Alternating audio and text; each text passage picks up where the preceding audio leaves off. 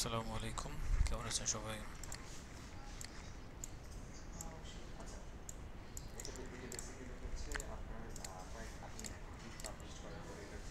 আচ্ছা, অ্যাসাইনমেন্ট সবাই করেন নাই, মাত্র 9 জন করছেন।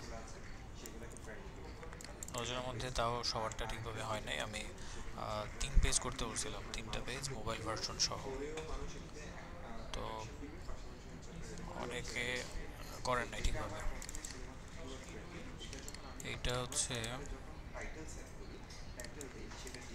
মোবাইল ভার্সন, এটা আবার ফুটার করে নাই। যতটুকু করছেন একটু কমপ্লিট করতেন, ইনকমপ্লিট রেখে এটা সাবমিট করছেন কেন? এটা ফুটার কই?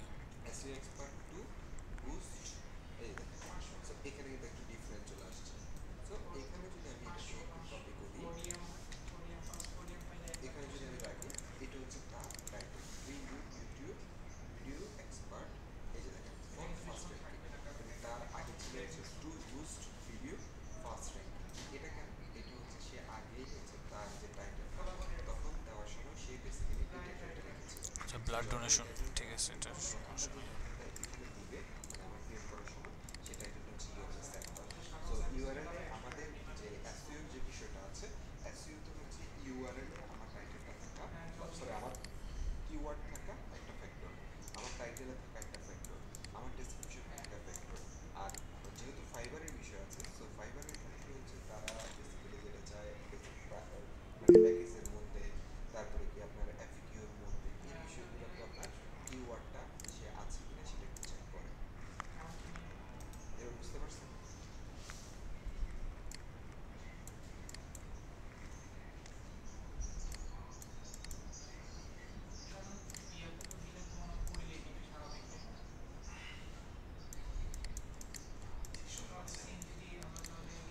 ঠিক আছে, স্যার ফ্রেমগুলো এভাবে পাশাপাশি কিভাবে আনা যায় পিডিএফ এ? এটা তো স্যার আনতে পারিনি।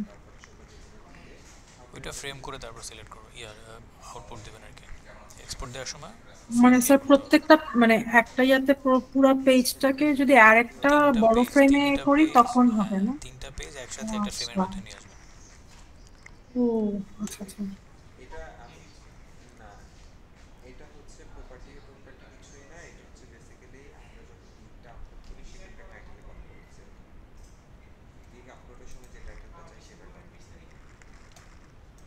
মোবাইল স্ক্রিন করতে বলে নাই তো, এটা কেন করছেন?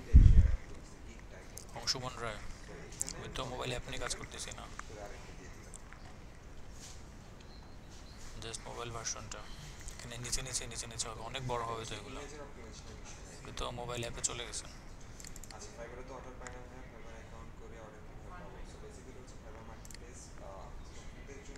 মোবাইল ভার্সনটা হয় নাই, এটা এটা চলে।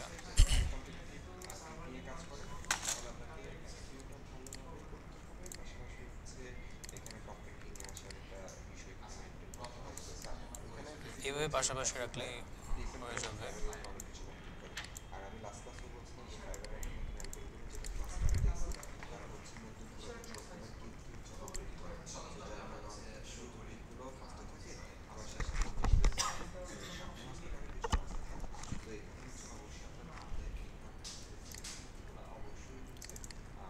আচ্ছা, মোবাইল ভার্সনের এইগুলো একটু বড় হবে কিন্তু, হ্যাঁ, প্রতিটা শেপ বড় হয়ে যাবে, স্ক্রিন জুড়ে হবে, এই জিনিসগুলো বড় হবে।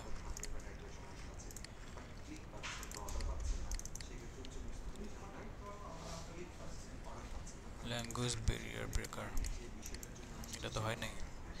নেভিগেশনটা হয় নাই ঠিকভাবে, ভিতরতে কিছুই করেন নাই।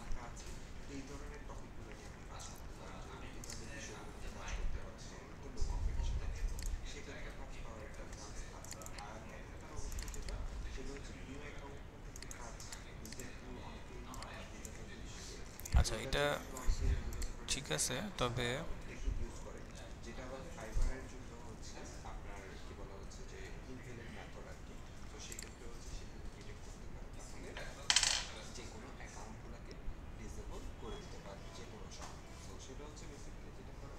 এই সার্চটা বারের মধ্যে থাকতে হবে, নিচে না, বারের ভিতরে রাখবেন। আর সাইন আপ এখানে রাখা যায়, সমস্যা নেই। ট্রাই করবেন এই জিনিসগুলোকে এখানে রাখা যায় কিনা। সার্চটাকে এটা আইকন দিয়ে রাখলে হবে, এত কিছু লাগবে না সার্চের মধ্যে। আর হিরো সেকশনের মধ্যে এত বড় আর্টিকেল থাকে না, আর্টিকেল না রেখে আপনি একটা কোড রাখতে পারেন 1 লাইন 2 লাইনের মধ্যে।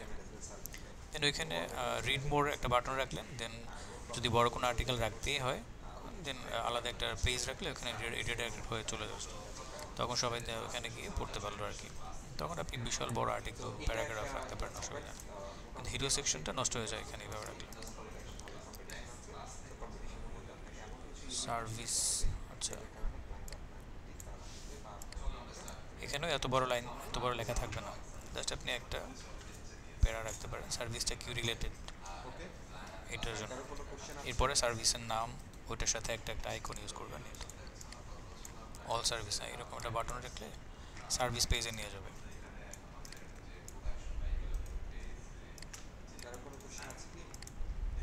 এরকম না, এখানে সিমিলারিটি বা ফ্যামিলিয়ারিটি মেনটেন করতে হয়। আপনার এখানে একটা রাখছেন লেফট অ্যালাইন, একটা রাইট অ্যালাইন, হয়তো একটু ভেরিয়েশন আনার চেষ্টা করছেন বা এভাবে আসলে গ্রামাটিক্যাল রং। যদি এটা লেফট অ্যালাইন হয় তাহলে সবগুলো হেডলাইন লেফট অ্যালাইন হবে, যদি সেন্টার হয় সবগুলো সেন্টার রাখতে হবে। অ্যালাইনটা এভাবে রাখবেন, তাহলে আমাদের ফ্যামিলিয়ারিটির যে প্রিন্সিপাল আছে সেটা মেনটেন হবে।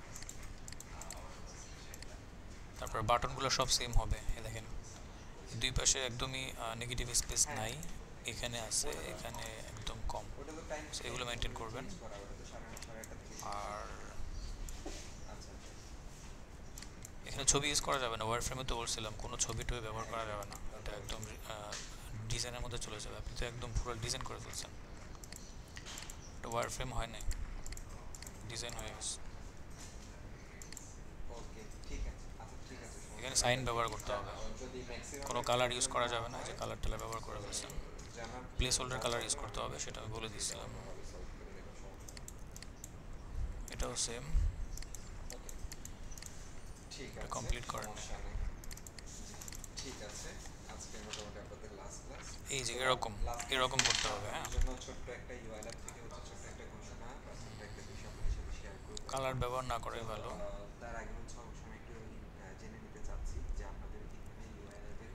3 পেজ করছে, ঠিক আছে, তবে লাস্টের পেজটা কন্ট্যাক্ট পেজ, এই জন্য কম। আচ্ছা মোবাইল ভার্সন কই, দুইটা তো সেম, মোবাইল ভার্সন করে নাই। এমনি আব্দুল্লাহ,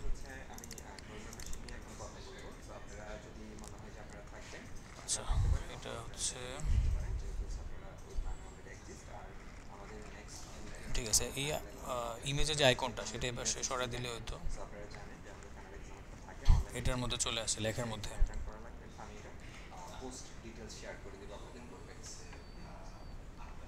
সলিউশনস,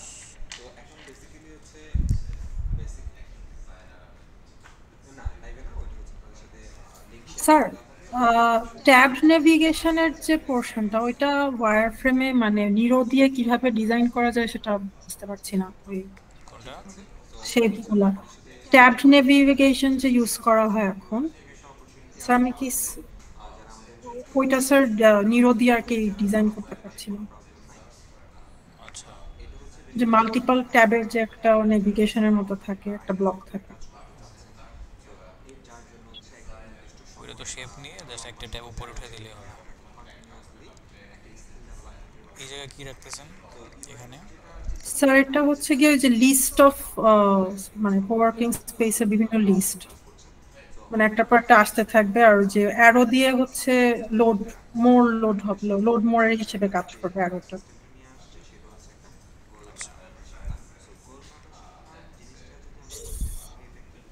আরেকটা সেকশন রাখতে যাচ্ছেন কিন্তু ওইটা মানে টাইমলি ঠিক সমস্যা নাই। পাচ্ছি না আসলে। আর এইটার থেকে মোবাইল স্ক্রিনের উইথটা কিন্তু কমে যাবে, ছোট হবে অনেক, দুইটা জি কিন্তু স্যার, সেম সো হয়ে যে গেছে। একটা পেজে চলে আসছে তো এর জন্য সাইজটা বোঝা যাচ্ছে না, আচ্ছা ওই আচ্ছা আচ্ছা, পাশাপাশি দিলে হয়তো। এই যে এগুলো ঠিক আছে, একটু বড় করে দিচ্ছেন, সুন্দর হয়েছে এগুলো।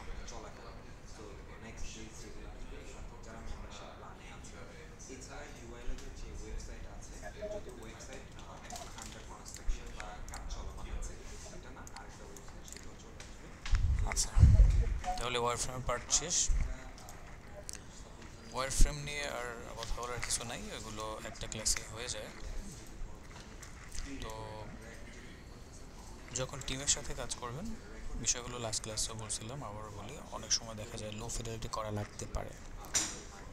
তো এখন কেউ একটু বলেন তো লো ফিডেলিটি কী, আসলে এটা কীভাবে করে? লো ফিডেলিটি বলতে কী বোঝায় এটা ওয়ারফ্রেমের ক্ষেত্রে? অর্থাৎ আমরা হ্যান্ড ডিসকাস করি না, ওইটাই লো ফিডেলিটি, যেটার মধ্যে কোনো সফটওয়্যার ব্যবহার করা হয় না এবং সরাসরি হাতে আঁকা হয়, পেন্সিল বা পেন ব্যবহার করে, ওইটা পেন্সিল ফেসটা, এটাই মূলত লো ফিডেলিটি ওয়ারফ্রেম। তো ওইখান থেকে অনেক সময় কারেকশন হয়, কারেকশন হয়ে তারপরে হচ্ছে মিড ফিডেলিটিতে যায়। এরপর আবার টিমের কাছে চলে যায়, টিম এটাকে রিভিউ করে, দেখে যে ঠিকঠাক আছে কি না। দেখা যাচ্ছে ওইখানে আবার কারেকশন দিচ্ছে, হয়তো বা একটু মডিফাই হয়েছে কোনো কিছু। দেন হচ্ছে সব কিছু শেষ হওয়ার পরে ফাইনাল একটা ওয়ারফ্রেম হয়। দেন তারপরে আবার টিম বসে বা ডেভেলপার কাছে পাঠানো হয়, ডেভেলপার না থাকলে ক্লায়েন্টকে দেখানো হয়। দেন রিভিউ হওয়ার পর এরপর হচ্ছে ইউআইতে চলে যায়। এই তো এখন যখন নিজে নিজে করবেন, এতগুলো প্রসেস তো থাকবে না, তখন আপনি হাই ফিডেলিটি করে ফেললেই হবে। ওইখান থেকে আপনি সরাসরি ডিজাইনে চলে যেতে পারেন, অথবা আপনি ওয়ারফ্রেম না করেও সরাসরি ডিজাইনে চলে যেতে পারবেন, এটা অতটা ম্যান্ডেটরি না। কিন্তু টিমে কাজ করতে গেলে বা আপনি ফ্রিল্যান্সিং করতে গেলে অনেক সময় ক্লায়েন্টরা ওয়ারফ্রেমটা চায়। তো সেক্ষেত্রে ওইখানে হয়তো বা সে করে দিতে পারে। অনেক সময় ক্লায়েন্ট কী করে, লো ফিডেলিটি স্কেচ করে দেয় আইডিয়াটাকে লক করার জন্য। তো ওইখান থেকে আবার হাই ফিডেলিটি করতে হয় নিজে, দেন হচ্ছে ক্লায়েন্টকে দেখাইতে হয় যে দেখো ওয়ারফ্রেম ঠিক আছে কি না। এরপরে আপনি ওইটাকে ভিজুয়ালাইজ করে দিলেন ফিগমাতে। এই তো যাই হোক, আজকে হচ্ছে আমরা ফিগমার বেসিক জিনিসগুলো দেখবো, জাস্ট টুলসগুলো একটু দেখবো কোনটার কী কাজ। এর বাইরেও আর অনেক কিছু থাকবে যেগুলো আমরা কাজ করতে করতে শিখবো। স্যার একটা কোয়েশ্চেন ছিল, ওয়্যার ফ্রেমে ওই যে ড্রপ ডাউন মেনুটা কি ডিজাইন দেখানো হয় নাকি ওটা একবারে ফাইনাল ডিজাইনে? হ্যাঁ, ড্রপ ডাউন দেখাতে পারেন, ড্রপ ডাউনটা আলাদা একটা পেজের মধ্যে দেখাতে পারেন, আচ্ছা। দেখানো আর হয়। স্যার হোভার এফেক্টটা কিভাবে ওয়্যার ফ্রেমে বোঝানো যায়? কোনটা? স্যার হোভার এফেক্ট, যে হোভার করলে হোভারটা কালার চেঞ্জ জাস্ট হবে। কালার চেঞ্জ হবে না, ওইখানে হোভারটা করবেন।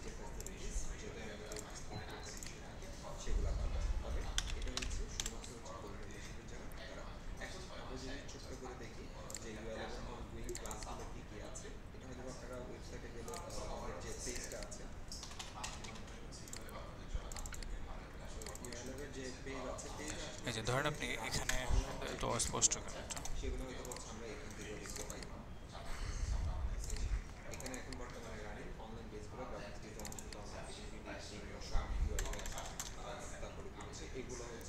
ধরেন এইখানে মাউস ধরলে কালার চেঞ্জ হবে বা একটু সিলেকশন হবে, সেক্ষেত্রে আপনি একটা বক্স রেখে এই জায়গায় এই লেখার সাথে একটা রেক্টেঙ্গল বক্স দিয়ে রাখবেন, ওইটা একটু ডার্ক কালার দিবেন আর লেখাটাকে হোয়াইট কালার দিয়ে দেবেন, তাহলে বোঝা যাবে হোভার হবে এখানে মাউস ধরলে।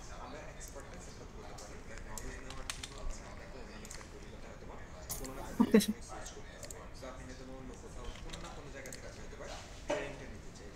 আচ্ছা, ও মিরর লগ ইন করবো না, এটার কাজ শেষ। আর ফিগমাটা সবাই ইনস্টল করে নেবেন, এটা কোথায় পাবেন দেখাচ্ছি একটু। ফিগমা কি আছে সবার?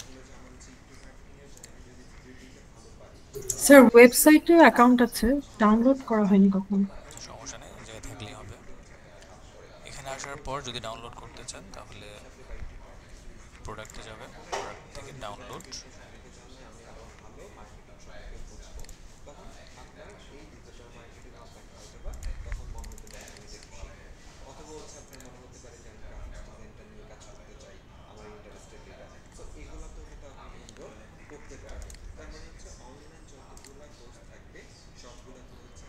দেন হচ্ছে এই যে মোবাইল অ্যাপ, তারপরে হচ্ছে ডেস্কটপ ভার্সন দুইটাই দেওয়া আছে।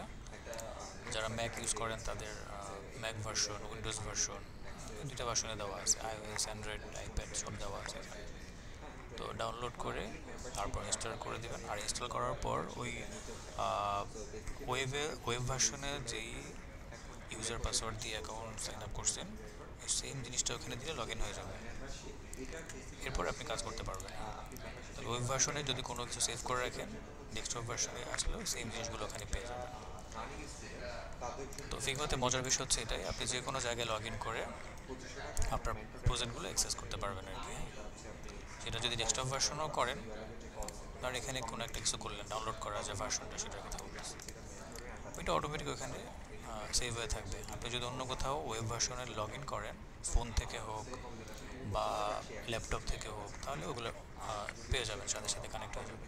আচ্ছা, যাই হোক, ফিগমাতে আসলাম। তো যাদের প্রিমিয়াম নেওয়া নেই তাদের এই টুলবারটা উপরে থাকবে, কোনো সমস্যা নেই। প্রিমিয়াম আর ফ্রি ভার্সনটা অনেকটাই সিমিলার। যদি আপনি ডেভেলপার মোড ব্যবহার না করেন তাহলে এই দুইটা সেম, ওরকম কোনো পার্থক্য পাবেন না, সব কিছু করা যাবে। শুধু শুধু প্রিমিয়ামে গিয়ে লাভ নেই।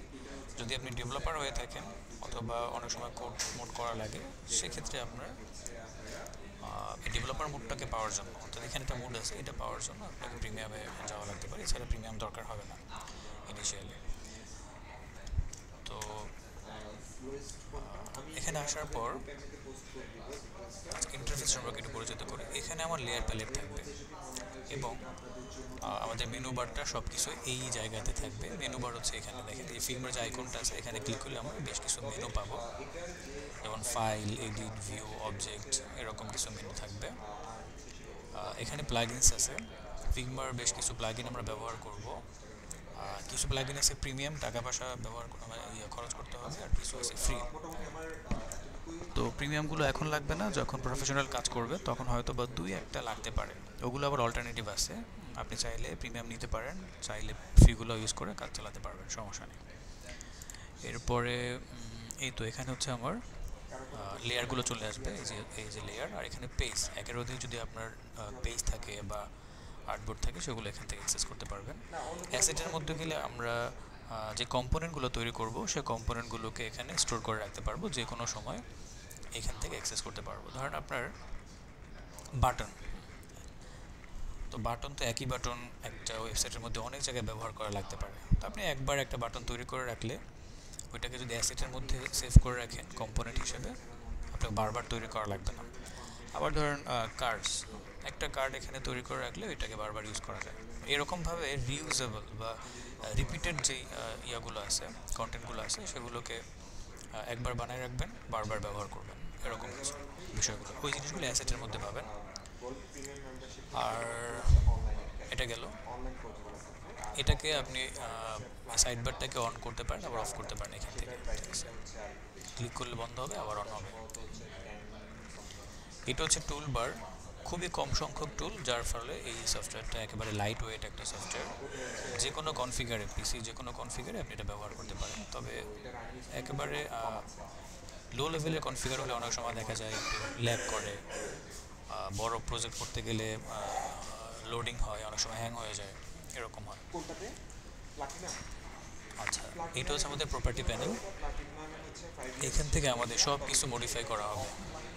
কারণ আপনি একটা টেক্সট নিছেন, টেক্সটের প্রপার্টি মডিফাই করার জন্য এখানে আসতে হবে, এক্সপোর্ট করার জন্য এই পাশে আসতে হবে, সব কিছু এখানে, সব ধরনের প্যারামিটার এখানে পাবো আমরা।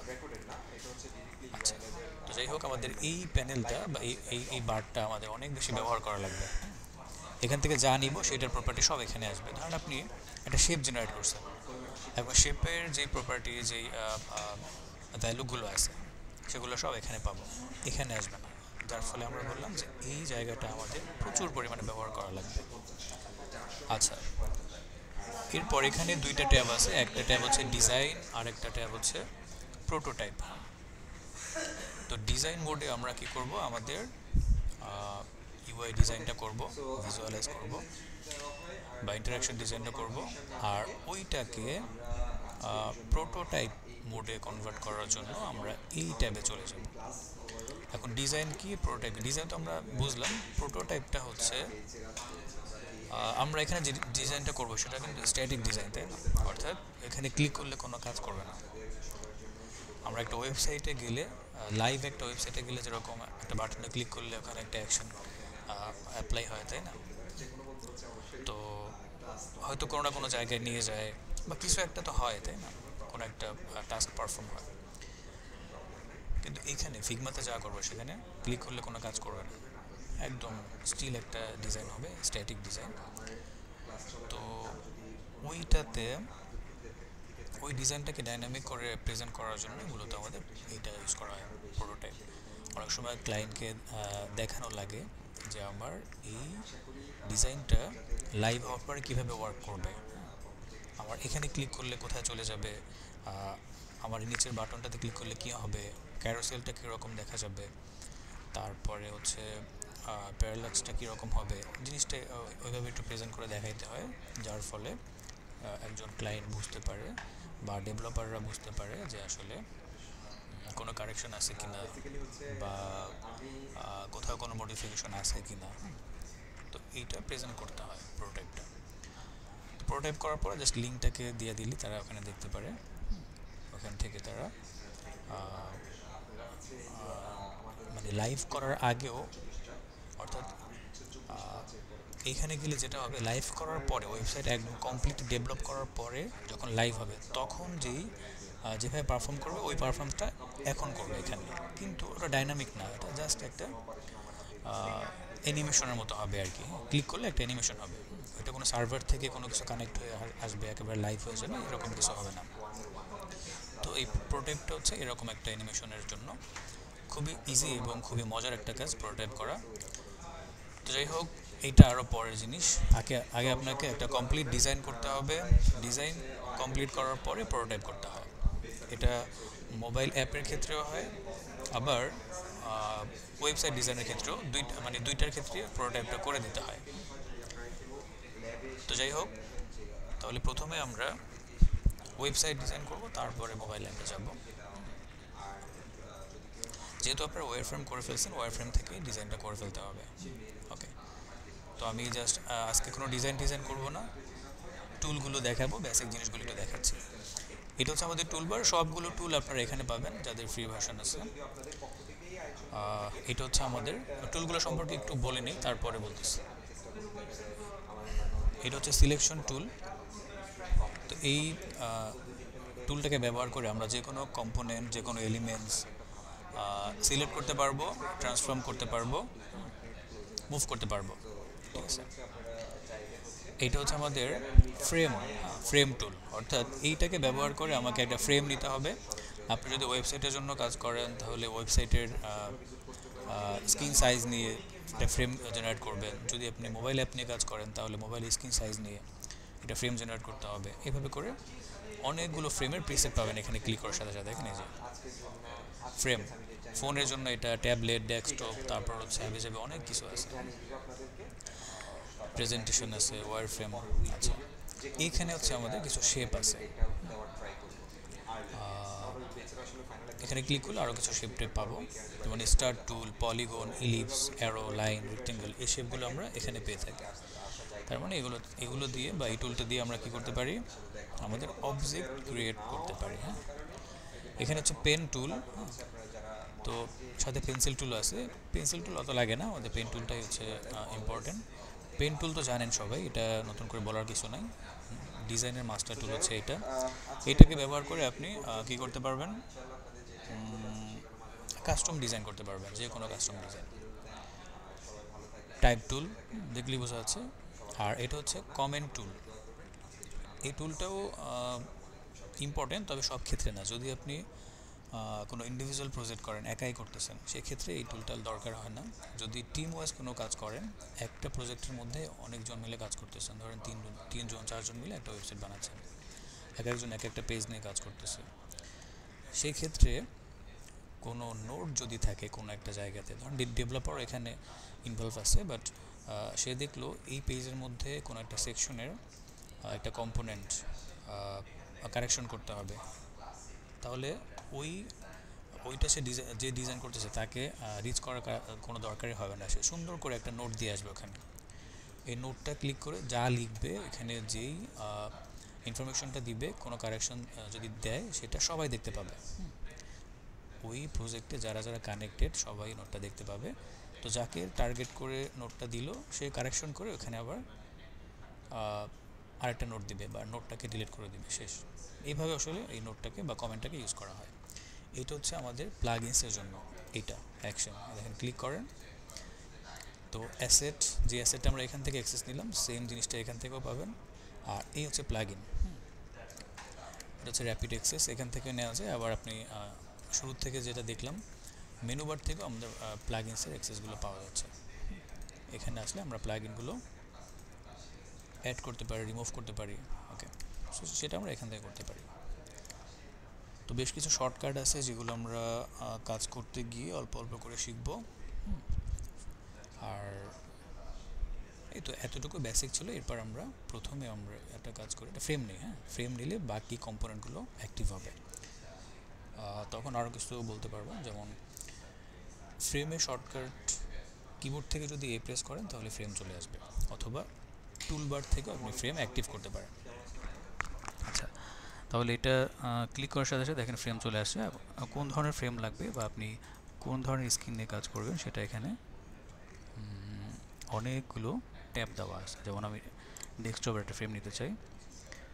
ডেস্কটপে যাওয়ার পর কী ধরনের ফ্রেম নেবেন, এই যে ম্যাকবুক এয়ার, ম্যাকবুক প্রো, 14 ইঞ্চি, 16 ইঞ্চি দেওয়া আছে, তো যেটা লাগিয়ে নিতে পারেন। তো আমি ডিরেক্ট ডেস্কটপ নিলাম 1440 দিয়ে, অথবা 1920 দিয়েও করতে পারেন। হ্যাঁ, তো 1440টাই নিলাম।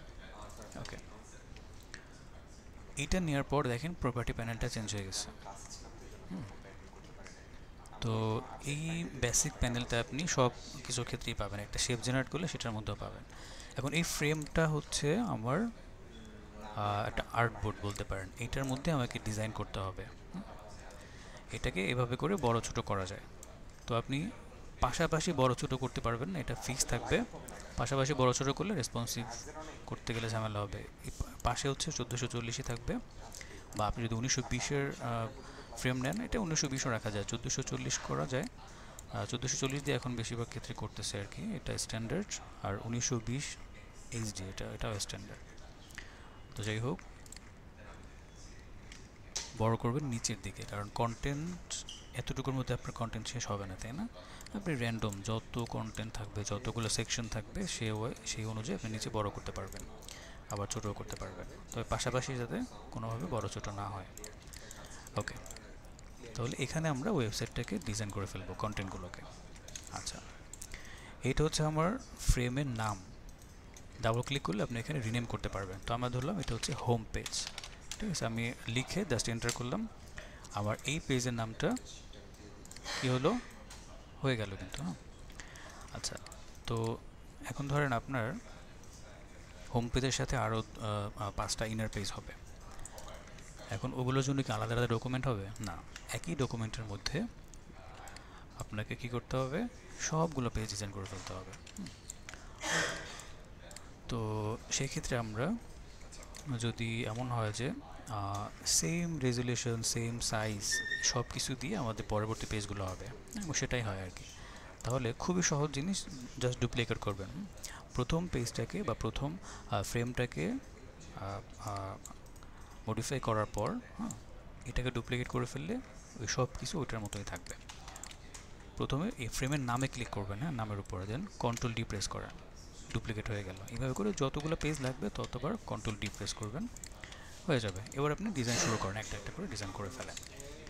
প্রতিটা ফ্রেমকে ধরে আপনি সরাতে পারবেন, আবার ডিলিট করে দিতে পারবেন। ধরেন এখানে ক্লিক করে আপনি যদি ডিলিট প্রেস করেন চলে যাবে, বা আমি দুইটাকে একসাথে সিলেক্ট করে ডিলিট করে দিলাম। হ্যাঁ, আচ্ছা, আর এখানে zoom in zoom out control ধরে তারপরে মাউসের হুইলটাকে ঘোরালে জুম ইন জুম আউট হয়। স্পেস ধরলে আপনি এটাকে এভাবে করে প্যান করতে পারবেন, স্পেস বার ধরলে প্যান করা যায়। ওকে, তো এই ছিল আমাদের ফ্রেম নেওয়া। আমি এটাকে ডিলিট করে দিচ্ছি। এখন আমি চাই একটা মোবাইলের জন্য ফ্রেম নিব, আবার ফ্রেমে যাই। এই হচ্ছে ফোন, আপনি এখান থেকে যে কোনো একটা ফ্রেম নিতে পারেন ফোনের জন্য। তো আমি লেটেস্ট যেটা, যে 16 Pro Max, এখানে ক্লিক করলাম, 16 Pro Max-এর একটা ফ্রেম কিন্তু চলে আসলো। এবার আমি এটাকে কন্টেন্ট ওয়াইজ বাড়াতে পারি, কমাতে পারি, আমার ইচ্ছা আর কি। তো যাই হোক, ফ্রেম নেওয়া তো পারবেন। এখানে যেহেতু ফ্রেম নাম লেখা আছে, ট্যাবের জন্য চাইলে ট্যাবের কিছু ভার্সন দেওয়া আছে এখানে। এখন বিষয়টা হলো ক্লায়েন্ট হয়তো বা আপনাকে এমন একটা ফ্রেমের সাইজ দিছে যেটা এখানে কোথাও দেওয়া নাই। তখন আপনি কি করবেন? কাস্টম ফ্রেম জেনারেট করতে হবে। তাহলে প্রথমে আপনি এই টুলটাকে ব্যবহার করে র্যান্ডম একটা ফ্রেম ড্র করবেন, তারপর এখানে আসবেন। এই দেখেন, লেআউটের ভিতরে আসতে হবে। লেআউটে এসে আপনি এখানে ক্লায়েন্টের যে ভ্যালু আছে সেই ভ্যালুটাকে এখানে লিখে দেবেন। ধরলাম আমি 1920 আর হচ্ছে 1080, এটা হচ্ছে ক্লায়েন্টের রিকোয়ারমেন্ট। এটা তো ইনফিনিটি, তাই না? এটা বাড়বে কমবে, কারণ নিচে কত বড় হবে সেটা আমরা আগে থেকে বলতে পারবো না, ডিপেন্ড করবে কন্টেন্টের উপরে, কিন্তু উইথটা ফিক্স থাকবে। তাহলে দেখেন, আমি কাস্টম ফ্রেমের জন্য জাস্ট একটা ফ্রেম নিয়ে তারপরে এখানে লিখে দিলাম 1440। এরপরে কী করলাম, নিচে আমি আনলিমিটেড করে দিলাম, এভাবে বাড়াই দিলাম। তাহলে কাস্টম ফ্রেম কিন্তু হয়ে গেল। তাহলে ফ্রেম নেওয়াটা আপনাদের জন্য খুব কঠিন কিছু হবে না। কিবোর্ড থেকে নেওয়ার জন্য জাস্ট এ প্রেস করেন, ফ্রেম চলে আসলো, এবার আপনি ড্র করেন। ঠিক আছে? তাহলে কিবোর্ড থেকে এ চাপলে আমরা ফ্রেম পাচ্ছি। আন্ডু করার জন্য কন্ট্রোল জেড প্রেস করলে হয়ে যাবে। এই তো।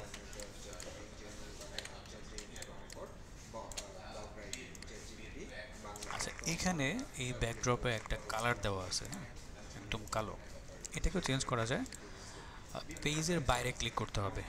যদি কোনো পেজ বা কোনো ফ্রেম সিলেক্ট থাকে তাহলে আর ওটা চেঞ্জ করতে পারবেন না, একদম বাইরে ক্লিক করবেন। এবার দেখেন পেজ, অর্থাৎ আমরা এখন যে স্টেজের মধ্যে আছি সেটাকে মূলত একটা পেজ বলা হচ্ছে পুরোটাকে, আর এগুলোকে বলা হচ্ছে কি ফ্রেম। তো এই দেখেন, পেজ 1 মানে হচ্ছে কি পুরোটা, একদম পুরো এরিয়াটা হচ্ছে আমাদের পেজ। আচ্ছা, আর এগুলো হচ্ছে এক একটা ফ্রেম। যতগুলো ফ্রেম থাকবে ততগুলো আমার কী হবে, ওয়েবসাইটের পেজ হবে। এক একটা ফ্রেমের মধ্যে ওয়েবসাইটের পেজ বানাইতে হবে। তো যাই হোক, এই কালার কথা বলছিলাম। এখানে ক্লিক করলে আপনি একটা কালার চেঞ্জ করার মতো প্যালেট পাবেন। এবার আপনি ইচ্ছা মতো আপনার ব্যাকড্রপের কালার চেঞ্জ করেন। সো যদি ব্ল্যাক রাখেন বা একটু লাইট রাখেন, আপনার ইচ্ছা, আপনার পছন্দ মতো কালারটাকে রেখে দিতে পারবেন। এরপরে ফ্রেম তো গেল, শেপে আসি। আমি নর্মালি একটা শেপ জেনারেট করছি এখানে।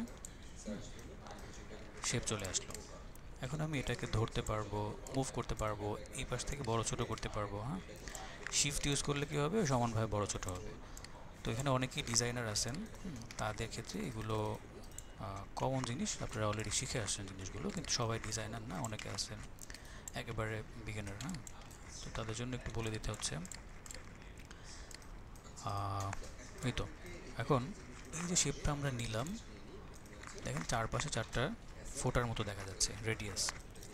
এই রেডিয়াসটা কাজ হলো কি, কর্নারগুলোকে রাউন্ড করা। আমরা চাইলে এখানে রেডিয়াস ধরে রাউন্ড করতে পারবো। দেখেন রেডিয়াসের ভ্যালুটা ওখানে দেখা যাচ্ছে। এখানে প্রচুর ভ্যালু ইউজ করতে হবে, কিন্তু আপনি চাইলেই র্যান্ডম রেডিয়াস দিয়ে এটাকে করতে পারবেন না। আপনাকে অবশ্যই ভ্যালুটা জেনে তারপর করতে হবে। হয়তো 16 না হয় 8 হবে, অথবা 32, এরকমভাবে আপনাকে ভ্যালু ইউজ করতে হবে। এবং সেটা আপনি র্যান্ডম এখান থেকে করতে পারেন, অথবা এই রেডিয়াসটা আমাদের এই প্রপার্টি প্যানেল থেকে করা যাচ্ছে। এবং রেডিয়াসটা কোথায় থাকে, অ্যাপিয়ারেন্সের ভিতরে। দেখেন, এই হচ্ছে আমার রেডিয়াস। আমি যদি এখানে লিখে দিই, ধরলাম 32 রেডিয়াস আমরা এখানে করে ফেলবো। রেডিয়াসের ভ্যালু হবে কত, 32। এন্টার করে দেখেন হয়ে গেছে। কিন্তু আরেকটা মজার বিষয় হলো, আন্ডু করি একটু। এটা তো 4টা কর্নারই হয়ে যাচ্ছে, তাই না? যদি আমি চাই যে কোনো একটা কর্নার বা 2টা কর্নারকে রেডিয়াস বাড়াবো, সেক্ষেত্রে এই জায়গাতে ক্লিক করে আপনি 4টা কর্নারের রেডিয়াস বাড়াতে পারবেন, বা নির্দিষ্ট কোনো কর্নার রেডিয়াস বাড়াতে পারবেন। ধরুন এখানে এসে 32 করব। তাহলে দেখেন একটা কর্নার হয়ে গেছে। আমি চাচ্ছি এই কর্নারটাও 32 করবো। তো দেখেন 2টা কর্নার রেডিয়াস বেড়ে গেছে, এই 2টা কিন্তু বাড়ে নাই। ওকে, এবার দেখেন এখানে মিক্স লেখা চলে আসছে। তার মানে কি, মিক্স, এখানে কর্নারও আছে আবার রেডিয়াস বাড়ানো আছে। ওকে, ফাইন। আমি মিক্স করার দরকার নেই, আমি সবগুলোই করে দিলাম। এটা হচ্ছে কি অপাসিটি। হ্যাঁ, এটা হচ্ছে অপাসিটি। যদি আমি অপাসিটি কমাই দিই তাহলে আমার শেপটা কী হয়ে যাবে, নাই হয়ে যাবে। অপাসিটি 100 থাকলে শেপের ভিজিবিলিটি 100 থাকবে। ওকে, এবার এতক্ষণ যেটার জন্য ওয়েট করতেছিলেন এই যে কালার, তাই না? ফিল কালারটা কীভাবে চেঞ্জ করব? শেপটাকে ধরে এখানে আসতে হবে, দেখেন এই যে ফিল লেখা আছে। দেখেন এটা একটু নিজে স্টাডি করলে কিন্তু অনেক কিছু বোঝা যাবে। যেমন লেআউট, অর্থাৎ এইটার যে উইথ এবং হাইট সেটা এখানে দেওয়া আছে, আপনি চাইলে এখান থেকে বড় ছোটো করতে পারেন। ধরুন আপনার 200 পিক্সেল ইন্টু 200 পিক্সেলে কী করতে হবে? শেপটাকে বানাইতে হবে। আপনি 200 এখানে লেখেন, এখানে 200 লেখেন, দেখেন 200 পিক্সেল বাই 200 পিক্সেল হয়ে গেছে। সো আপনি এখান থেকে লেআউটের সাইজ বড় ছোটো করতে পারেন। ওকে, আমি কালারটা চেঞ্জ করবো, জাস্ট এখানে ক্লিক। এবার দেখেন এখন শুধু শেপের কালার চেঞ্জ হবে। এখান থেকে ডিফারেন্ট কালার, এখানে লাইট ডিপ। এটা হচ্ছে কালার অপাসিটি বা শেপের অপাসিটি, এখান থেকেও বাড়ানো কমানো যায় ফিলের অপাসিটিটা। আর এখানে একটা হেক্স কোড দেওয়া আছে, 6 ডিজিটের একটা কোড আছে, এটা হচ্ছে কালার কোড। তো আপনার যদি ডিফারেন্ট কোনো কোড থাকে, জানা থাকে, সেক্ষেত্রে আপনার কালার কোড এখানে ব্যবহার করতে পারেন। এটা হচ্ছে আমার অপাসিটির যে ইয়াটা ভ্যালুটা, সেটা অনেক সময় 50% করতে হয়, 90% করা লাগে, সেই ভ্যালুটা এখানে দিয়ে দিলে হয়ে যাবে। আমি এখানে 100% করে দিচ্ছি, দেখবেন এইটা ফুল হয়ে যাবে একটু পর। এই যে এন্টার, ফুল হয়ে গেছে। তো এগুলো হচ্ছে কোড। অনেক সময় দেখা যায় RGB কোড লাগে, এটা হচ্ছে RGB কোড। হ্যাঁ, এটা আপনাদের লাগবে না, এটা লাগবে কাদের? ডেভেলপারদের। হ্যাঁ, ডেভেলপারদের অনেক সময় এই কোডগুলোকে প্লেস করতে হয় CSS যখন ডিজাইন করবে তারা, সেখানে এসে এই CSS কোড RGB, তারপর এই কোডটা ওখানে বসাইতে হয়। তো আপনি যে কোনোটা রাখতে পারেন, অথবা কোনো ডেভেলপার যদি বলে, আপনার হাত থেকে এটা কিন্তু ডেভেলপারের কাছে যাবে, তাই না? বা র কোডের কাছে যাবে। এখন সে বলতেছে, হয়তো আপনাকে জিজ্ঞেস করতেছে যে এই শিফটার RGB কোড কী হবে, RGB কোডটা দাও আমাকে। তখন আপনি কী করবেন? এটা সিলেক্ট করে এখানে চলে যাবেন, যাওয়ার পর এখান থেকে RGB সিলেক্ট করবেন, অথবা CSS সিলেক্ট করে এই কোডটা কপি করে তাকে দিয়ে দিলেই হয়ে যাবে। আচ্ছা, যদি এটার স্ট্রোক লাগে সেক্ষেত্রে একটু নিচে আসবেন, এই হচ্ছে স্ট্রোক, অফ করা আছে, প্লাস সাইনে ক্লিক করলে স্ট্রোক অন হয়ে যাবে। দেখেন এই হচ্ছে স্ট্রোক। আচ্ছা, এটার অপাসিটি কমানো আছে, আমি 100 করে দিলাম। আচ্ছা সরি, এটা ফিল আসছে, আমি স্ট্রোকে ক্লিক করবো। এটা হচ্ছে স্ট্রোক। এই হলো আমার স্ট্রোকের সাইজ, আমি 5 করে দিলাম, স্ট্রোক বেড়ে গেল। স্ট্রোকের কালার হচ্ছে এটা। তো একটু আগে যা যা দেখলাম এখানে সবই সেম, শুধু ফিল এবং স্ট্রোক দুইটার পার্থক্য এতটুকুই। এখানে একটা ব্যাপার আছে, স্ট্রোকটা আমরা কোন জায়গায় ব্যবহার করব? ইনসাইড, সেন্টার, আউটসাইড, তিনটা পজিশন আছে। তো যদি সেন্টার করে দিই তাহলে এই পাথের, এটা হচ্ছে আমার পাথ, এই পাথের সেন্টারে বসবে। ইনসাইড করলে পাথের ভিতরে, আউটসাইড করলে পাথের বাইরের দিকে হবে। তো এগুলো খুব ইম্পর্টেন্ট ইউআইয়ের ক্ষেত্রে। আমরা সেন্টার রাখতে পারি, অনেক সময় ইনসাইড করা লাগতে পারে, অনেক সময় আউটসাইড করা লাগতে পারে, এটা করে নেবেন। এখানে গেলে আমরা আরও কিছু অপশন পাবো, যেমন সলিড, তারপরে ড্যাশ, অনেক সময় ড্যাশ ইউজ করা লাগতে পারে। এগুলো হচ্ছে ড্যাশ। এই যে ড্যাশের ক্যাপ অনেক সময় রাউন্ড করা লাগতে পারে, এগুলো এখন রেক্টেঙ্গেল কর্নার আছে, তাই না? এখানে ক্লিক করলে দেখেন ক্যাপগুলো রাউন্ড হয়ে যাবে। ওকে, এখানে গ্যাপ যদি ইউজ করেন, এখানে ড্যাশের ভ্যালু হচ্ছে 10, আমি একটু গ্যাপ ইউজ করলাম, ধরুন গ্যাপ 50 করে দিলাম, দেখেন গ্যাপ বেড়ে গেছে। এবার ড্যাশের ভ্যালু যদি কমাই দিই, ধরুন 0 করে দিলাম, তাহলে দেখেন ড্যাশটা একটু ডিফারেন্ট হয়ে গেল। এই তো। আচ্ছা, আমি ড্যাশটা অফ করে দিই, এখান থেকে সলিড করে দিলাম। ওকে, আচ্ছা এগুলো শেষ করি, এরপর আমি উপরে কিছু কাজ আছে এগুলো দেখব। তো লেআউট, অ্যাপিয়ারেন্স, ফিল, স্ট্রোক এগুলো আপনারা অলরেডি বুঝে গেছেন। এবার নিচে আসি ইফেক্টের মধ্যে। আচ্ছা, ইফেক্টের ভিতরে বেশ কিছু ইফেক্ট আছে। স্ট্রোকটা বন্ধ করব। হ্যাঁ, আচ্ছা ঠিক আছে। আচ্ছা একটু, ওকে।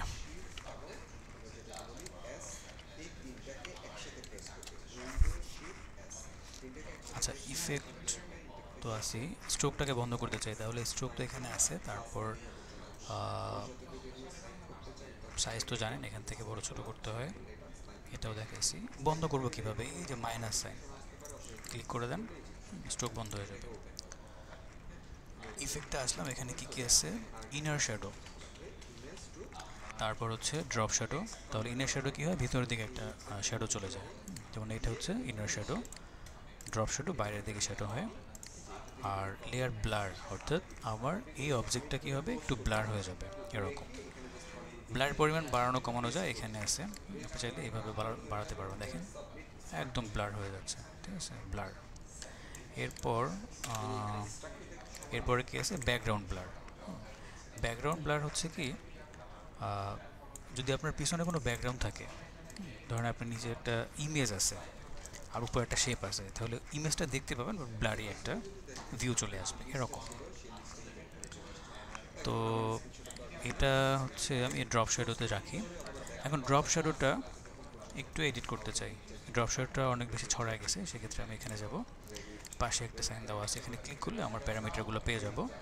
এখান থেকে পজিশন এক্স এবং ওয়াই এক্সিস, এক্স ক্লিক যদি ভ্যালু বাড়ে তাহলে পাশাপাশি মুভ করবে আমার শ্যাডোটা, আর যদি ওয়াই ভ্যালু ব্যবহার করি তাহলে উপর নিচে ভার্টিক্যালি আমার এটা মুভমেন্টটা চলে আসবে। এটা হচ্ছে ব্লারিনেস। এই যে আমার একটা ফেডনেস চলে আসছে, এই ফেডনেসটাকে বাড়ানো কমানো যায় এখান থেকে, ঠিক আছে। দেখেন একদম রাফ হয়ে গেল।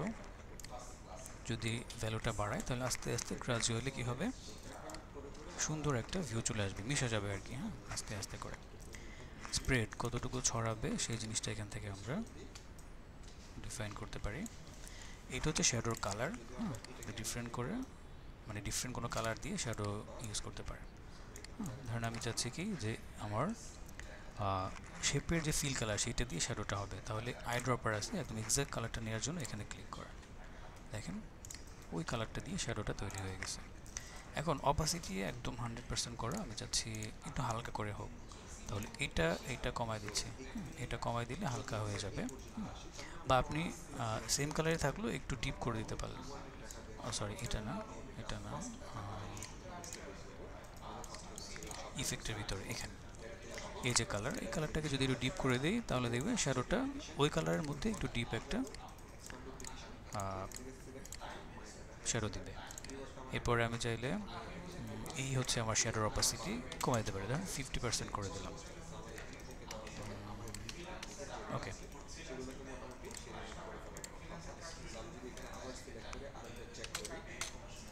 এই যে কমে গেছে। আমি চাইলে আরও কমাতে পারি, ধরুন 20% করে দিলাম, হালকা হয়ে গেল শ্যাডোটা, ঠিক আছে। তো এইভাবে আপনার যেভাবে দরকার নিজের মতো করে শ্যাডোটাকে করে নিলেন। যদি চাই চারপাশে সমান করে আমার শ্যাডোটা অ্যাপ্লাই হবে, কোনো এক সাইডে না, তাহলে এক্স এবং ওয়াই এই দুইটার ভ্যালু 0 করে দেবেন, তাহলে এটা সমান থাকবে, চারপাশে সমানভাবে অ্যাপ্লাই হবে। এই তো ড্রপ শ্যাডো গেল। ইনার শ্যাডো সেম, ভিতরের দিকে শ্যাডোটা আসবে, আপনার এখানে কাস্টমাইজেশন দরকার হলে এখান থেকে করে নেবেন, ঠিক আছে। এই তো এই দুইটাই ইম্পর্টেন্ট ছিল। শ্যাডোটা খুব বেশি ইউজ হয়, যদি এমন হয় যে আমার শ্যাডোটা এখন আর দরকার নাই, আমি এখান থেকে মাইনাস করে দেব। ইফেক্ট গেল, স্ট্রোক গেল, এবার সেই এক্সপোর্ট হচ্ছে আমি ফাইনালি এটাকে জেপিজি বা যে কোনোভাবে এটাকে আমরা আউটপুট দেব আর কি, সেই ক্ষেত্রে আমার এক্সপোর্টটা দরকার হয়।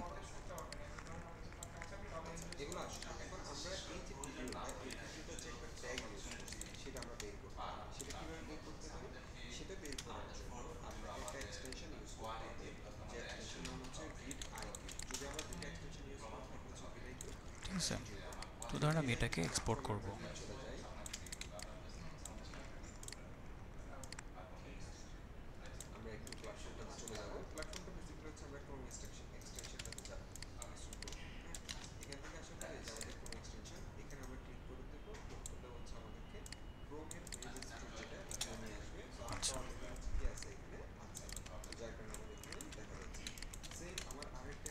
তো এটা হচ্ছে আমার একটা লেআউট, আমি এটাকে প্রিন্ট করব এখন।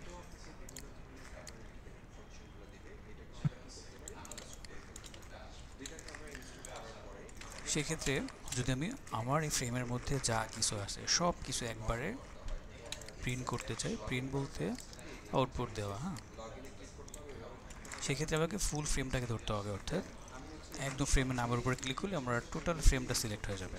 অথবা যদি আমি এখানে লেয়ার ক্লিক করি, দেখেন ফ্রেম, ফ্রেম 2, ফ্রেমের ভিতর আমার এতগুলো লেয়ার আছে, আমি প্রতিটা লেয়ার এখান থেকে অ্যাক্সেস করতে পারি। দেখেন এখান থেকে যদি অন অফ করি আপনি বুঝতে পারবেন যে আমার লেয়ার অ্যাক্সেসটা কিন্তু এখান থেকে দেওয়া আছে। এখান থেকে যদি কোনো লেয়ার লক করা লাগে, জাস্ট এখান থেকে লক করে দিলে এটা লক হয়ে যাবে, এখন আর এটা সিলেক্ট হবে না। ঠিক আছে, আবার আনলক করার জন্য এখানে ক্লিক। তো যাই হোক, এইটা হচ্ছে আমার ফ্রেম, ফ্রেমের ভিতরে আমার অবজেক্টগুলো সুন্দর করে সাজানো আছে। আপনি চাইলে ফ্রেমটা এখানে সিলেক্ট করতে পারেন অথবা এখানে ক্লিক করলে হবে। এরপরে কোথায় চলে আসবেন, এক্সপোর্ট, এই হচ্ছে এক্সপোর্ট। হ্যাঁ, এখান থেকেও যাওয়া যায়। হ্যাঁ, এই যে ফাইল থেকে এক্সপোর্ট। তো এক্সপোর্টে যাওয়ার পর আপনি এখানে কিছু ফরম্যাট পাবেন, পিএনজি, জেপিজি, এসভিজি, পিডিএফ। তো পিএনজি অথবা জেপিজি করতে পারেন। পিএনজি ফরম্যাটে সবাই ব্যবহার করে, পিএনজি ফরম্যাটের রেজুলেশন ভালো আসে, এখানে জেপিজিটা খুব বেশি ইউজ হয় না। আর এসভিজি করতে পারেন ইন্ডিভিজুয়াল কোনো অবজেক্ট যদি আপনার ভেক্টর করে তারপর আউটপুট দেওয়া লাগে, সেক্ষেত্রে এসভিজি ফরম্যাট, তখন এটা ভেক্টর হয়ে যাবে। কারণ একটা শেপ নিয়েছেন বা একটা পেন টুল দিয়ে আপনি কোনো একটা অবজেক্ট এখানে ড্র করছেন, ভেক্টর একটা অবজেক্ট বানাইছেন, একটা লোগো তৈরি করছেন বা যে কোনো একটা অবজেক্ট আপনি এখানে তৈরি করছেন, ওইটাকে আপনার দরকার কি, ধরেন আপনি এটাকে অ্যানিমেশন করবেন বা একটু মোশন করবেন, অথবা আপনি ওইটাকে ইলাস্ট্রেটর নিয়ে একটু কাজ করবেন, আপনার ভেক্টর ফরম্যাট দরকার, সেক্ষেত্রে ওইটাকে ইন্ডিভিজুয়ালি সিলেক্ট করে এক্সপোর্টে আসার পর এসভিজি করে তারপরে এক্সপোর্ট দিলে ওইটা ভেক্টর হয়ে যাবে। আমি পুরোটাকে একটা আউটপুট দিয়ে দেখাচ্ছি। এক্সপোর্ট পিএনজি রাখলাম, এরপর এখানে আর কিছু দরকার নাই, এই যে এক্সপোর্ট ফ্রেম, আপনি এখানে দেখেন প্রিভিউ নামে একটা অপশন আছে, এখানে ক্লিক করলে আপনি দেখতে পাবেন যে এখন এই মুহূর্তে কোন বিষয়টা বা কোন জিনিসটা বা কোন ফ্রেমটা এক্সপোর্ট হতে যাচ্ছে, এটা একটা প্রিভিউ দেখাবে। অনেক সময় দেখা যায় আপনি একটা সিলেক্ট করতে গিয়ে আরেকটা হয়তো বা সিলেক্ট করে ফেলছেন, এখানে প্রিভিউ দেখলে শিওর হয়ে যাবে যে আমি পারফেক্টলি আমার ফ্রেমটাকে সিলেক্ট করতে পারছি কিনা, এক্সপোর্ট ফ্রেম। এবার আপনি লোকেশন দেখেন কোথায় গিয়ে সেভ হবে, দেন এখানে একটা নাম দিতে পারেন, হ্যাঁ, যে কি নামে আমার এই ইয়াটা সেভ হবে। তো আমি দিলাম হচ্ছে হোম পেজ, এবার সেভ, শেষ, দেখেন চলে আসছে। এখন আমি এটাকে ক্লায়েন্টের কাছে পাঠিয়ে দিতে পারবো যে দেখো আমার হোম পেজটা হয়ে গেছে, তুমি এটার প্রিভিউটা দেখতে পারো এইভাবে করে, বা মকআপও করা যায়, ওটা আরও পরে। আচ্ছা, তাহলে এক্সপোর্ট দেওয়া শিখলেন।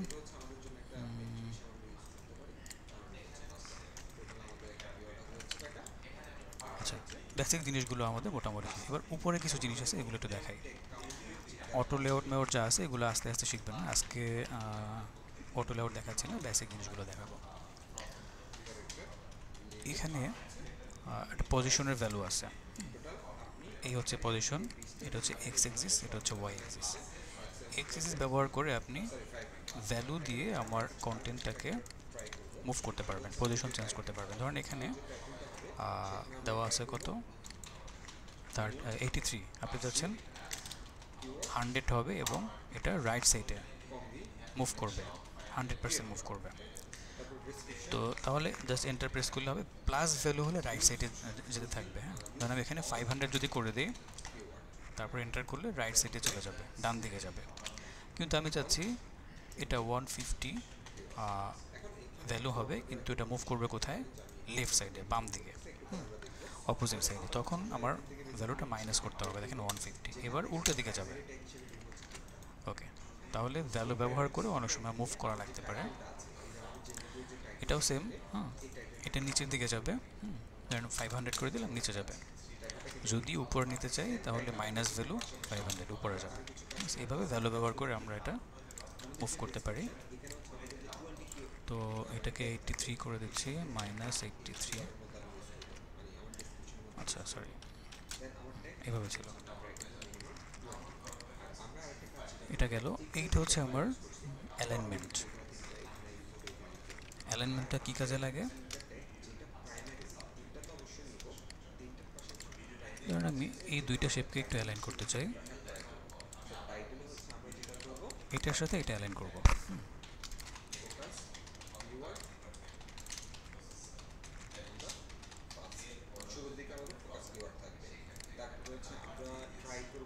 তো এখানে অনেকগুলো অ্যালাইনমেন্টের অপশন দেওয়া আছে।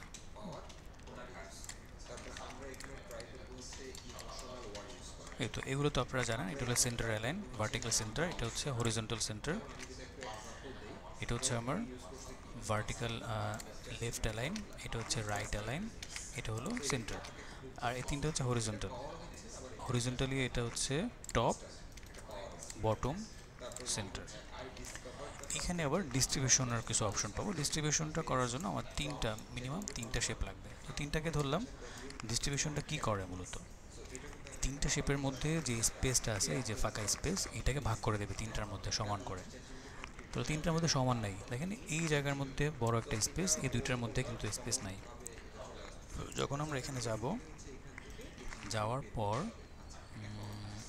দেখতে পাবো distribution, vertical spacing, horizontal spacing. তাহলে আমাকে আগে দেখতে হবে যে আমার এই অবজেক্টগুলো কিভাবে সাজানো আছে, ভার্টিক্যালি নাকি হরিজন্টালি। তাহলে এটা কিন্তু পাশাপাশি এই পাশে এদিকে করা আছে, অর্থাৎ এক্স এক্সিসে আমার এগুলো অবস্থান করতেছে।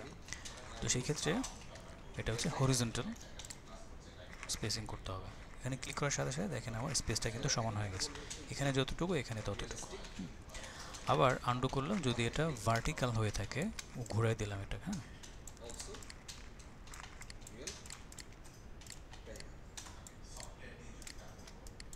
এটা হচ্ছে ভার্টিক্যাল।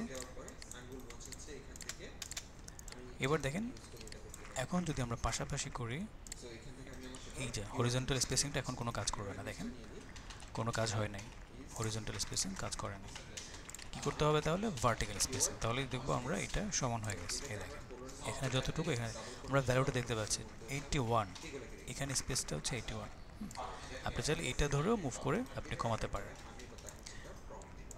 ঠিক আছে। তো যাই হোক, ওগুলো আমরা আস্তে আস্তে শিখবো। তো আমাদের অ্যালাইনমেন্টটা মোটামুটি দেখানো হলো। আর এইগুলো আমরা অটো লেআউট করলে তখন দেখতে পারবো। এখানে একটা ব্যাপার আছে, রোটেট করা। আপনি কোনো অবজেক্ট যদি রোটেট করতে চান, আপনি এখানে ভ্যালু দিতে পারেন, অথবা এই যে রোটেশন, এটা ইউজ করতে পারেন। এটা হচ্ছে ফ্লিপ করার জন্য। ফ্লিপ ফ্লিপ বলতে ঘোরানোর জন্য আর কি। হ্যাঁ, ধরেন আমি একটা কর্নারকে একটু রাউন্ড করে দিই, এখন ফ্লিপ করলে বোঝা যাবে। এটা হচ্ছে পাশাপাশি ফ্লিপ হবে, পাশাপাশি। এটা হচ্ছে কী হবে, উপর নিচে। তারপর এখানে ক্লিক করলে দেখেন ঘুরে যাচ্ছে, এখানে ছিল এখানে চলে আসছে, পাশাপাশি ফ্লিপ। আর এখানে ক্লিক করলে কী হবে, উপর নিচে, এটা নিচে চলে আসবে, নিচের পার্ট উপরে যাবে, ঠিক আছে। এই ফ্লিপগুলো দরকার হয়। এই তো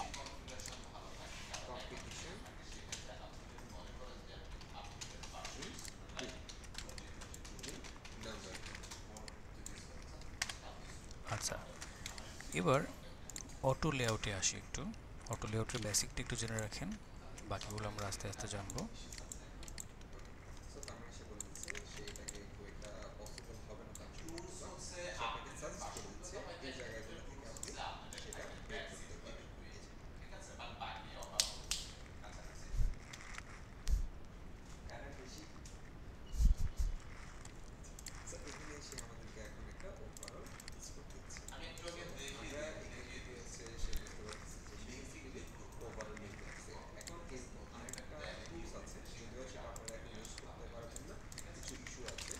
এখানে তিনটা শেপ আছে না, এটা কিন্তু কোনো লেআউট করা নেই, ঠিক আছে।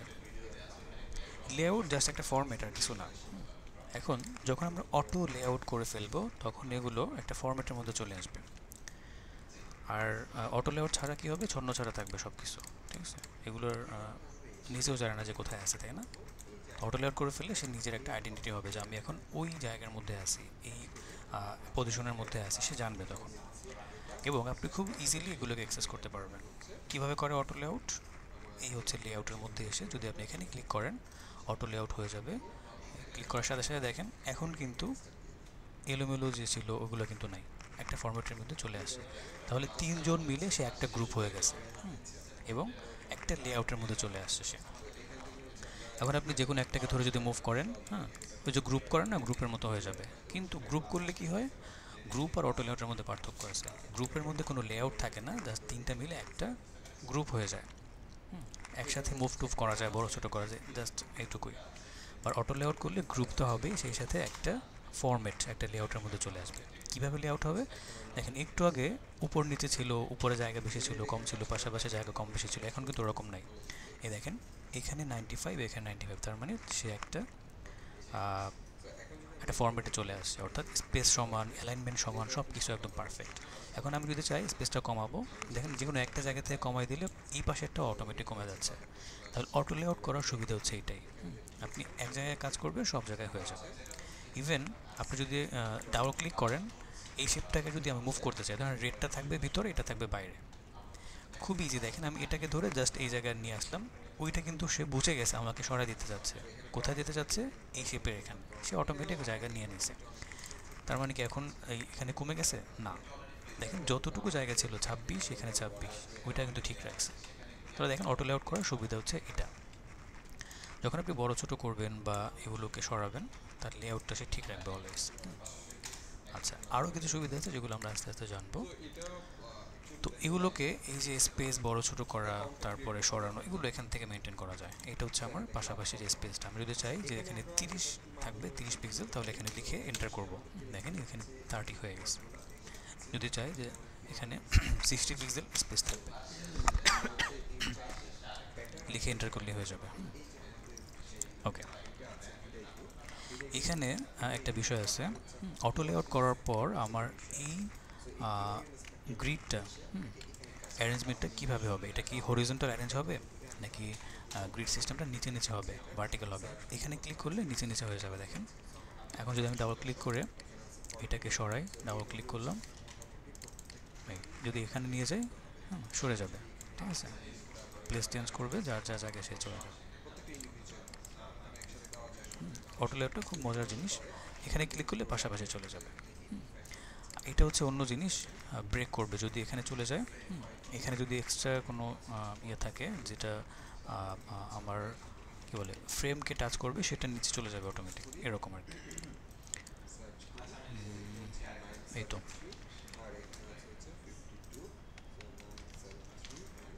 আপাতত এইটুকুই অটো লেআউট সম্পর্কে।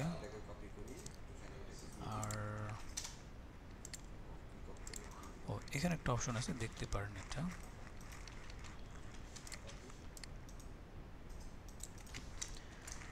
এটা কিন্তু একটার উপর একটা উঠে আসে, তাই না? অনেক সময় এরকমও লাগতে পারে অ্যালাইনমেন্টটা। এখন দেখেন এখানে একটা অপশন দেওয়া আছে যে লাস্ট অন টপ, অর্থাৎ লাস্টেরটা টপে থাকবে। এটা হচ্ছে অ্যারেঞ্জমেন্ট। এখন অনেক সময় লাগতে পারে ফার্স্টেরটা আপনার টপে রাখা লাগবে, সেক্ষেত্রে এখানে ক্লিক করেন এই ফার্স্ট অন টপ। এবার দেখেন প্রথমটা টপে, লাস্টেরটা হচ্ছে বটমে বা সবার নিচে, সেন্ড টু ব্যাক, এরকম। তো এই বিষয়গুলো লাগতে পারে।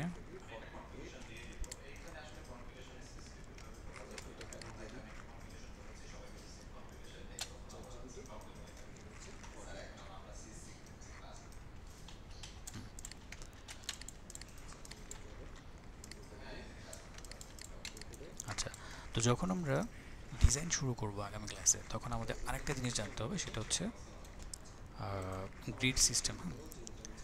গ্রিড সিস্টেম কী জিনিস? যখন আমরা ফ্রেমটাকে ধরবো তখন গ্রিড চলে আসবে।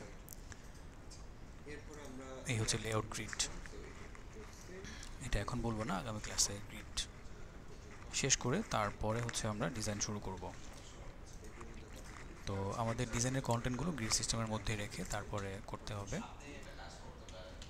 গ্রিড সিস্টেমটা যদি ফলো না করেন, তাহলে ওই ডিজাইনটা ওয়েব ডিজাইনে যারা থাকবে তারা কিন্তু রেসপন্সিভ করতে পারবে না।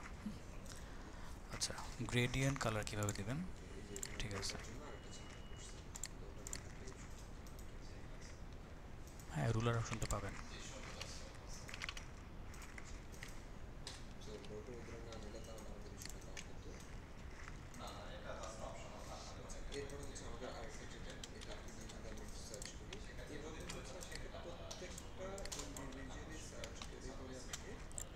এই হচ্ছে রুলার। হ্যাঁ, শিফট আর প্রেস করলে রুলার চলে আসবে।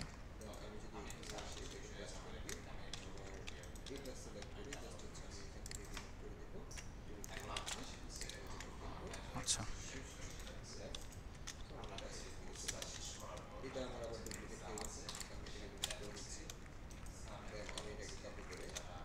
আর কি যেন বললেন? ও, গ্রেডিয়েন্ট কালার।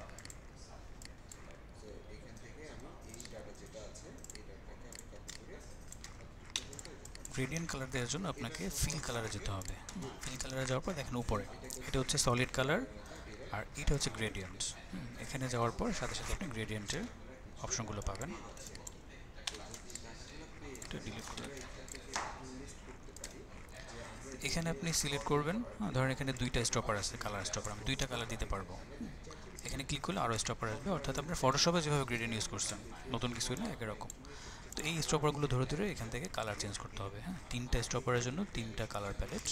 আমি এটাকে ধরলাম, একটা কালার দিলাম, এটাকে ধরে আমি আরেকটা কালার দিচ্ছি, এটাকে ধরে আমি আরেকটা কালার দিলাম। তো দেখেন এই যে গ্রেডিয়েন্ট হয়ে গেছে। এই তো আবার এখানে লিনিয়ার আছে, আপনি চাইলে রেডিয়াল করতে পারেন। হ্যাঁ, চাইলে আপনি অ্যাঙ্গুলার করতে পারেন, চাইলে ডায়মন্ড করতে পারেন। এগুলো আপনার হচ্ছে আপনার মতো করে। আবার এগুলোকে এভাবে করে ঘোরাতেও পারেন আর কি। এই যে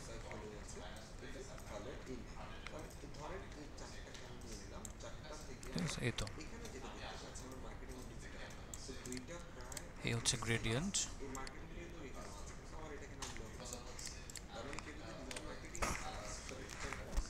আবার অনেক সময় আমাদেরকে ইমেজ করতে হয়, ক্লিপ করতে হয়, তাই না? আমি চাচ্ছি কি এটার মধ্যে একটা ইমেজ নিয়ে আসবো।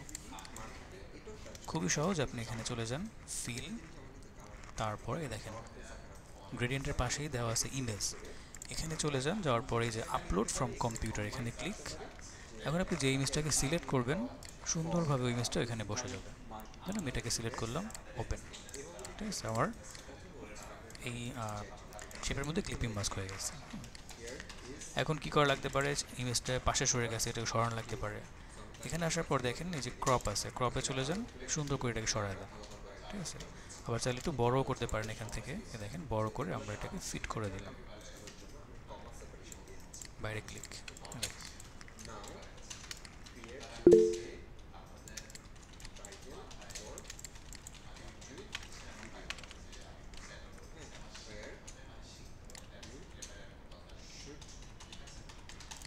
ইমেজ ওভারলে শেপ দিয়ে করাটা ভালো, তবে আপনি এখানে এই যে এখানে এক্সপোজার আছে, অনেক কিছু দেওয়া আছে, এগুলো ব্যবহার করে ওভারলে করতে পারেন, হাইলাইট, শ্যাডো এগুলো ইউজ করে। আর কন্ট্রাস্টের ওভারলে করতে গেলে আপনাকে অবশ্যই আরেকটা শেপ নিতে হবে। এখানে এইটাকে ইউজ করে ওভারলে করতে হবে, দেন অপাসিটি ইউজ করবেন।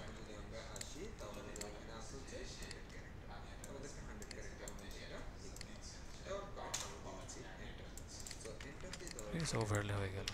এখন আপনি এটার উপরে কন্টেন্ট ইউজ করতে পারেন।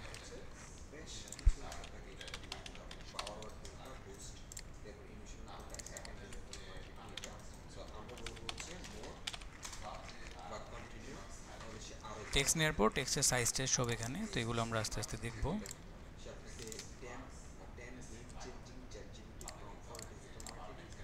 ঠিক আছে, এখন দেখেন কন্টেন্টটা হাইলাইট হয়েছে, বাট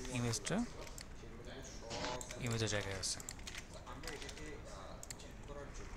ওভারলে দেওয়ার ফলে, আর ওভারলে না ব্যবহার করলে আপনি এটাকে রিড করতে পারবেন না। দেখেন এই যে এখানে এই যে এই হোয়াইট মিলে গেছে ব্যাকগ্রাউন্ডের সাথে, সেই জন্য ইমেজের উপরে কন্টেন্ট থাকলে অবশ্যই আপনাকে ওভারলে ইউজ করতে হবে।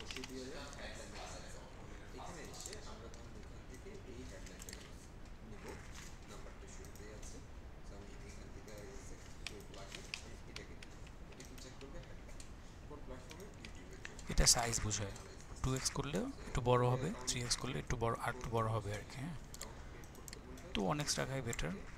এগুলো জাস্ট আপনার প্রিভিউর জন্য করা হয়, তো এগুলো ফাইনাল আউটপুট না। যদি আপনার বড় করে আউটপুট দেওয়া লাগে তাহলে আপনি 2x করে দেবেন। ঠিক আছে,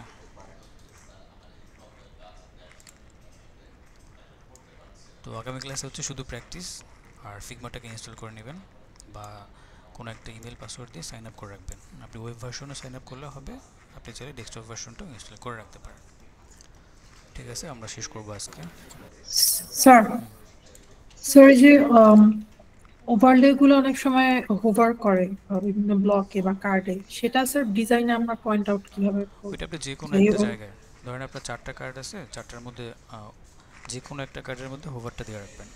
ডেভেলপমেন্ট যখন হবে তখন ওইটাকে সবগুলোর মধ্যে দিয়ে দেবে। মানে স্যার স্ট্যাটিকে কিভাবে বোঝায়, যে কি দেখলে বুঝবে যে এটা হোভার বোঝাচ্ছে, যে উপরে উঠবে হোভার যে এফেক্টটা কোনো একটা স্লাইড কার্ডের করে। মধ্যে চারটা কার্ড যদি পাশাপাশি বসে, আপনি প্রথম কার্ডের মধ্যে হোভার করে দেবেন, বুঝলেন না? মাউস ধরলে যেরকম দেখা যাবে, ধরুন একটু ব্ল্যাক হয়ে যাবে বা একটা গ্রেডিয়েন্ট কালার আসবে মাউস ধরলে, অথবা হালকা করে একটা ওভারলে চলে আসবে, একটু হালকা গ্রে কালার হয়ে যাবে, যেটাই করেন না কেন ওই একটার মধ্যে করে দিতে হবে। জি স্যার। ওইটা স্যার, করলেই ডেভেলপার বুঝতে পারবে। হ্যাঁ স্যার, একটা তো হয় কালার চেঞ্জ, আরেকটা হয় যে স্লাইড করে যেটাই হোক, সরে যে যায়। কোনো একটা ওইটা, করতে হবে, হ্যাঁ? আপনি স্যার যেভাবে ওইটা করেন বুঝতে পেরেছি যে যে কোনো একটাতে করতে হবে, বাট ওই স্লাইডিংটা কিভাবে দেখবে বুঝবে যেটা স্লাইডিং হবে? ওইটা নোট মানে দিয়ে দিতে হবে। আপনি ও ভিজুয়ালাইজেশনটা দিয়ে নোট রাখবেন দিতে হবে। এবং পাশে নোট দিতে হবে যেটা স্লাইড হবে এরকম। ও আচ্ছা। ওকে, আর কারো কোনো কোশ্চেন থাকলে বলতে পারেন। আচ্ছা, এবার আপনাদের অ্যাটেন্ডেন্স হবে। অ্যাটেন্ডেন্সটা ম্যানুয়াল প্রসেসে চলে আসছে, তো আমি একটা শিট দিব, খুব দ্রুত আপনারা এখানে অ্যাটেন্ডেন্সটা দিয়ে দিবেন।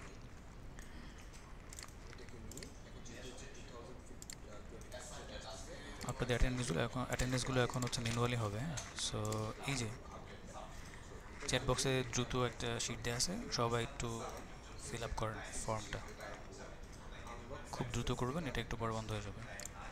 বলছে নিড পারমিশন। একটু ওয়েট।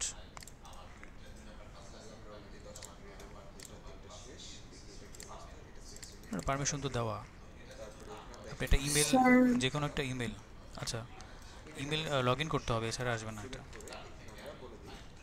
আর এইখানে ফর্মের ভিতরে দেখবেন যে আপনার